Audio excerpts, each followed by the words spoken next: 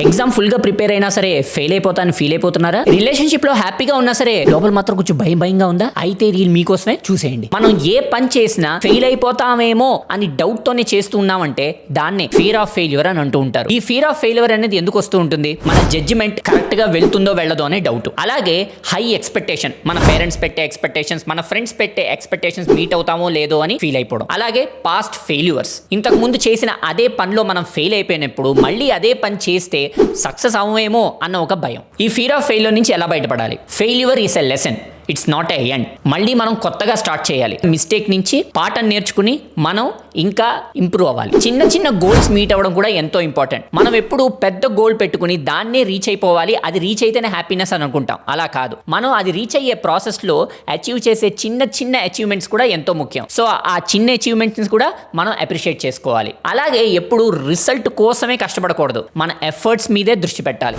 మనం రిజల్ట్స్ మీదే ఎక్కువగా ఫోకస్ చేయడం వల్ల మనం చేసే ప్రాసెస్ అస్సలు ఎంజాయ్ చేయం. దానివల్ల మనం పెట్టే ఎఫర్ట్ ని కూడా మనం అప్రిషియేట్ చేయనే చెయ్యం.